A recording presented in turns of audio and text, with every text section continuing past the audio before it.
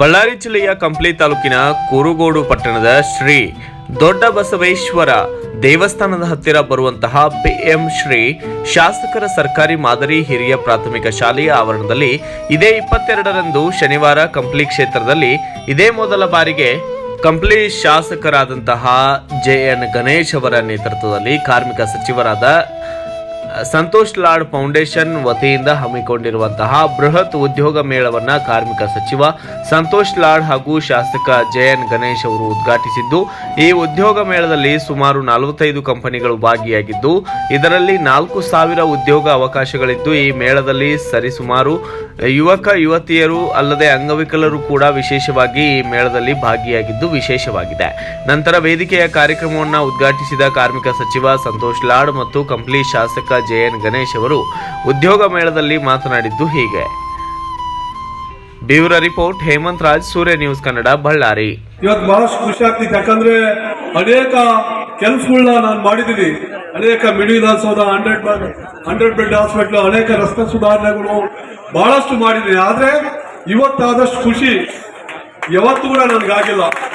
ಯಾಕಂದ್ರೆ ನನ್ನ ಕಂಪ್ನಿ ಮತ್ತು ಕುರುಗೋಡು ವಿಧಾನಸಭಾ ಕ್ಷೇತ್ರದ ಅನೇಕ ಉದ್ಯೋಗ ಅವಕಾಶ ಇಲ್ಲದೆ ಇರೋಂಥ ನಮ್ಮ ಮಕ್ಕಳಿಗೆ ಇವತ್ತು ಉದ್ಯೋಗ ಸಿಗ್ತಿದೆ ಅಂದ್ರೆ ನಿಜವಾಗಿ ನನಗೆ ಪರ್ಸನಲ್ ಆಗಿ ಬಹಳಷ್ಟು ಒಳ್ಳೇದಾಗ್ತಿದೆ. ಇದು ಯಾವುದು ರಾಜಕೀಯ ಇದಕ್ಕೋಸ್ಕರ ಏನು ಮಾಡ್ತಾ ಇಲ್ಲ. ಹಂಗಾಗಿ ನಮ್ಗೆಲ್ಲ ಒಳ್ಳೇದಾಗ್ಲಂತ ಇಂಥ ಒಳ್ಳೆ ಕಾರ್ಯಕ್ರಮ ನಾವು ಮಾಡ್ತಿದೀವಿ. ನಾನು ಕೂಡ ಇವತ್ತು ಉದ್ಯೋಗ ಏನು ಆರ್ಟ್ಸ್ ಬಂದಿದೆ ಕೇಳ್ಕೊಂತ ಬಂದಿದ್ವಿ. ಅದೇ ರೀತಿ ನಿಮ್ಮ ವಯಸ್ಸ ನನಗೆ ಕೂಡ ಏನು ಜಾಸ್ತಿ ಇದ್ದಿದ್ದಿಲ್ಲ. 27-28 ವರ್ಷದಾಗ ಯಾವ್ದೋ ಒಂದು ಜಾಬ್ ಕಳಿಸ್ಬಿಟ್ಟಿದ್ರೆ MLA ಆಗ್ತಿದ್ದಿಲ್ಲ. ನಾನು ಕೇಳ್ಕೊಂತ ಹೋಗ್ತಿದ್ದೆ, ಏನೋ ಒಂದು ಅಚೀವ್ಮೆಂಟ್ ಮಾಡೋಂಥ ಶಕ್ತಿ ಇದೆ, ನಿನಗೆ ಟಿಕೆಟ್ ಕೊಡ್ತೀನಿ MLA ಆಗಂತ ಇವತ್ತು MLA ಮಾಡಿದ್ವಿ. ಇಲ್ಲದ್ರೆ ನಾನು ಒಂದು ಜವಾಬ್ದಾರಿ ನಂತರ ಬಹಳ ಭಯ ಇತ್ತು. ಈ ರಾಜಕಾರಣಕ್ಕೆ ಹೋಗ್ಬಿಟ್ರೆ ಎಲ್ಲಪ್ಪ ನಾನು ಅಷ್ಟಕ್ಕೊಂದು ದುಡ್ಡೇನು ಜೋಡಿಸ್ಲಿ, ಏನ್ ಮಾಡ್ಲಿ, ನಾನು ಎಲ್ಲರಿಸ್ತಾರಲ್ಲ ಅಂತ ಬಹಳಷ್ಟು ಒಬ್ಬನೇ ಕುಂತ್ಕೊಂಡು ಆಲೋಚನೆ ಮಾಡ್ತಿದ್ದೆ. ನೀನೇನು ಹೆದರ್ಬೇಡ, ಭಯ ಪಡಬೇಡ, ನಾನು ನೀನು ಬಿ ಫಾರಂ ಕೊಟ್ಟು ಇವತ್ತು MLA ಮಾಡಿದ್ದೆ. ನನ್ನ ಮನಸ್ಪೂರ್ವಕವಾಗಿ ಹೇಳಕತ್ತೀನಿ. ಇವತ್ತು ನಾನು ಕಂಡಂತ ರಾಜಕಾರಣಿಗಳು ಬಹಳಷ್ಟು ನಾನು ನೋಡಿದ್ದೀನಿ. ಇಂಥ ರಾಜಕಾರಣಿ ಈ ರಾಜ್ಯಕ್ಕೆಲ್ಲ ಸಿಕ್ಕಿರೋದು ಬಹಳ ಅಪರೂಪ ಅಂತ ನಾನು ಹೇಳ್ತೀನಿ. ಯಾಕಂದ್ರೆ ಎಂತ ಕಷ್ಟ ಇದ್ರು, ಎಂತ ಪ್ರಾಬ್ಲಮ್ ಇದ್ರು ಕೂಡ ಅಂತ ವ್ಯಕ್ತಿಗಳು ಕಂಡ್ಕೊಳ್ಳೆ ಅವ್ರಿಗೆ ಸಹಾಯ ಮಾಡೋಂಥ ಗುಣಗಳಿರ್ಲಿ. ಯಾಕಂದ್ರೆ ಬಹಳಷ್ಟು ಶ್ರೀಮಂತ ರಾಜಕಾರಣಿಗಳು ನಾವು ನೋಡಿದ್ವಿ. ಆ ರೀತಿ ಜನಗಳಿಗೆ ಒಳ್ಳೇದಾಗಬೇಕು, ನಮ್ಮ ಸಮಾಜಕ್ಕೆ ಒಳ್ಳೇದಾಗಬೇಕು, ನಮ್ಮ ಮಕ್ಕಳಿಗೆ ಒಳ್ಳೇದಾಗಬೇಕು, ರಾಜ್ಯಕ್ಕೆ ಒಳ್ಳೇದಾಗಬೇಕಂತ ಆಲೋಚನೆ ಏನೈತಲ್ಲ ಬಹಳಷ್ಟು ಕಮ್ಮಿ ರಾಜಕಾರಣಿಗಳಿಗೆ ಸಿಗಂಥದ್ದು. ಆ ರೂಪದಲ್ಲಿ ನಮ್ಮ ಸಂತೋಷ್ ಜನಿ ನಮ್ಮ ದಾದನ್ ನಾವು ನೋಡಕ್ ಇಷ್ಟಪಡ್ತೀವಿ. ಯಾಕಂದ್ರೆ ವ್ಯಕ್ತಿ ಅಲ್ಲ, ಅದೊಂದು ಶಕ್ತಿ. ನಿಜವಾಗ್ಲೂ ಹೇಳ್ತೀವಿ, ನನಗೆ ಎಷ್ಟು ಖುಷಿ ಆಗ್ತಿದೆ ಅಂದ್ರೆ ಇವತ್ತು ನಾನದು ಹೇಳಕ್ಕಾಗಲ್ಲ, ಅಷ್ಟು ಖುಷಿ ಆಗ್ತಿದೆ. ಯಾಕಂದ್ರೆ ಇಂಥ ಅಪರೂಪದ ರಾಜಕಾರಣಿ ನೀವು ಸಿಗದೇ ಇಲ್ಲ. ನಾನು ಹೊಗಳ್ಬೇಕಂತ ನಾನು ಹೇಳ್ತಾ ಇಲ್ಲ, ಸಿಗದೇ ಇಲ್ಲ. ಹಂಗಾಗಿ ಇನ್ನ ಹೆಚ್ಚಿನ ಕೆಲಸ ಮಾಡ್ಲಿಕ್ಕೆ ಆ ದೇವ್ರು ಇನ್ನ ಶಕ್ತಿ ತುಂಬಲಿ. ಅದೇ ರೀತಿ ಇಡೀ ರಾಜ್ಯದ ಜನತೆ ಅವ್ರಿಗೆ ಆಶೀರ್ವಾದ ಮಾಡ್ಲಂತ ಹೇಳ್ತಿ. ಸಾಕಷ್ಟು ಸಮಯ ಇಲ್ಲ, ತಮ್ಗೆಲ್ಲ ಒಳ್ಳೇದಾಗ್ಲಿ, ಪಾಸಿಟಿವ್ ಇರ್ರಿ, ಯಾವುದೇ ಕಾರಣಕ್ಕೆ ಪಾಸಿಟಿವ್ ಇರ್ರಿ. ಇವತ್ತು ಒಳ್ಳೇದು ಆಗ್ತಿದೆ, ಆಗಿಲ್ಲ ಅಂದ್ರೂ ಕೂಡ ಮುಂದೆ ಬರೋಂಥ ದಿನಗಳಲ್ಲಿ ಏನು ಬದಲಾವಣೆ ಆಗೇ ಆಗ್ತಿದ್ ಜೀವನ. ಯಾಕಂದ್ರೆ ತಮ್ಮ ತಂದೆ ತಾಯಿಗಳು ಬಹಳಷ್ಟು ಕಷ್ಟಪಟ್ಟು ಎಜುಕೇಶನ್ ಶಿಕ್ಷಣ ಕೊಟ್ಟಿರ್ತಾರೆ. ಜಾಬ್ ಸಿಗ್ಬೇಕು, ನಮ್ಮ ಮಗ ಕೂಡ ಸಮಾಜದಲ್ಲಿ ಮುಂದೆ ಬರ್ಬೇಕು, ಒಳ್ಳೇದಾಗ್ಬೇಕಂತ ಎಲ್ಲ ತಂದೆ ತಾಯಿಗಳು ಕೂಡ ಏನು ಆಸೆ ಇರ್ತೈತಿ. ಅದ್ರ ತಕ್ಕಂತ ತಾವು ಕೂಡ ಹೋಗ್ಬೇಕು. ಮುಂದೆ ಬರೋಂಥ ದಿನಗಳಲ್ಲಿ ಪ್ರಯತ್ನ ಇರಲಿ.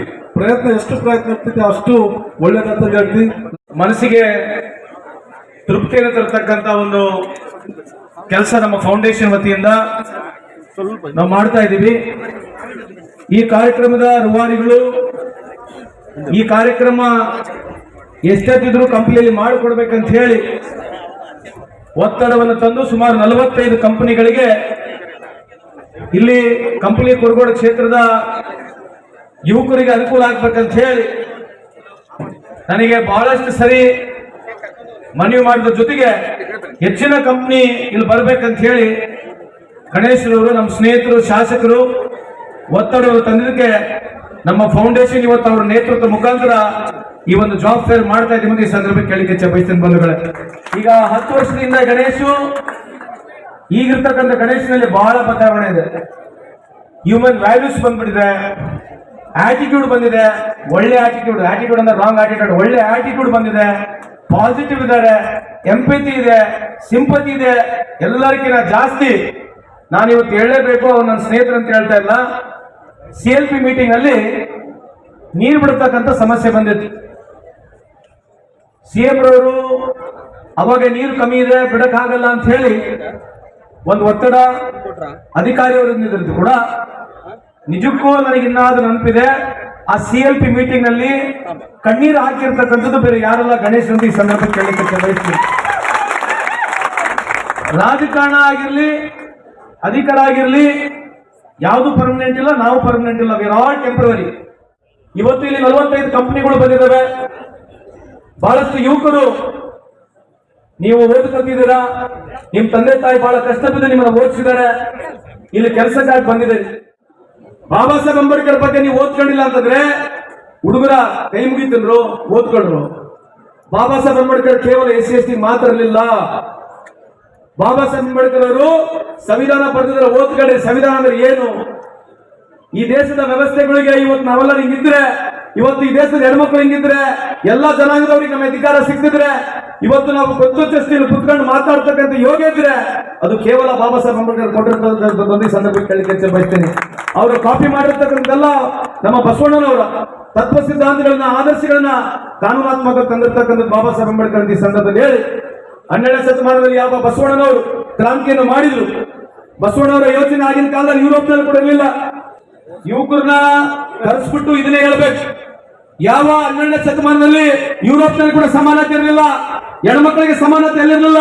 ಇಲ್ಲಿ ಸಮಾನತೆ ಕೊಡಬೇಕಂತ ಕೂಗನ್ನು ಕೊಟ್ಟಿರ್ತಕ್ಕಂಥದ್ದು ನಮ್ಮ ಬಸವಣ್ಣವರ ಈ ಸಂದರ್ಭಕ್ಕೆ ಕೇಳಲಿಕ್ಕೆ ಬಯಸ್ತೇನೆ. ಅದಕ್ಕೆ ನಮ್ಮ ಸರ್ಕಾರ ಬಸವಣ್ಣನವರಿಗೆ ಸಾಂಸ್ಕೃತಿಕ ನಾಯಕ ಅಂತ ಹೇಳಿ ನಮ್ಮ ಸರ್ಕಾರ ಇವತ್ತು ಹೇಳಿದೆ.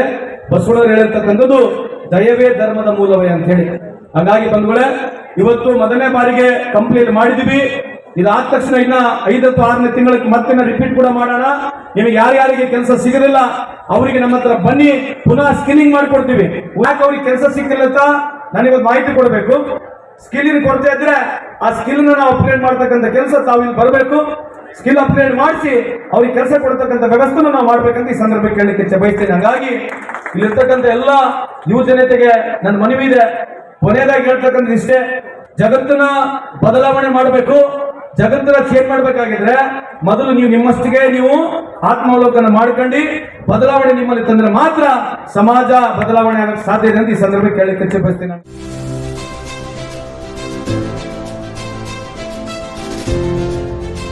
ಇದು ಸೂರ್ಯ ನ್ಯೂಸ್ ಕನ್ನಡ.